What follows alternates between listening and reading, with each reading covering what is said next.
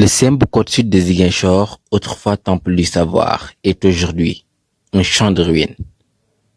Le bureau du principal, celui des surveillants et la salle des professeurs constituaient l'image de Côte Sud d'antan.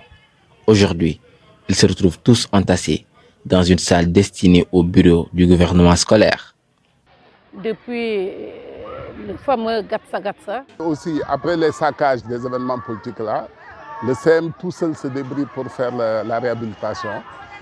Nous sommes en train de réhabiliter cette année le bâtiment administratif avec l'apport des parents. D'autant plus qu'on a eu d'énormes saccagements au niveau de l'établissement. On n'a rien récupéré. Entre 2021 et 2024, l'école s'est transformée en un terrain de jeu pour les voleurs, un espace de non-droit. Après avoir vu son mobilier servir de barricade lors des mouvements sociopolitiques, le collège a été dévasté. Bibliothèque et bureaux administratifs incendiés, imprimantes calcinées et le matériel informatique dérobé. Janvier 2026, l'école demeure un champ de ruines méconnaissable, prisonnière de ses cendres et de l'oubli. On avait une salle informatique dotée de 32 ordinateurs qu'on a tous perdus.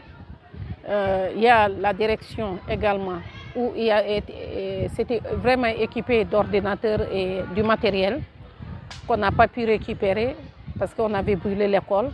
Les classes ont été saccagées également, on n'avait pas de table-banc, les portes ont été enlevées, y compris les fenêtres.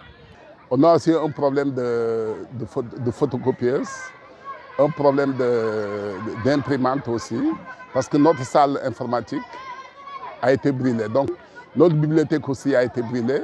Pratiquement, il n'y a plus de salle de bibliothèque, il n'y a rien. Également perdu d'énormes livres au niveau de la bibliothèque. J'ai de mettre nos livres par terre, parce que tout a été saccagé, on était obligé de repeindre la salle. Vous avez vu, la partie tout est noir. Voilà. Et d'essayer de faire de notre livre. Tout est par terre, pendant les vacances, il y a l'humidité, tout ça. Les enseignants qui se sont réunis et ont essayé de faire ce peu qu'ils pouvaient en demandant de l'aide dans les autres établissements, ce qui nous a permis aujourd'hui de réaliser ce que vous avez vu. Mais jusqu'à présent, le problème reste.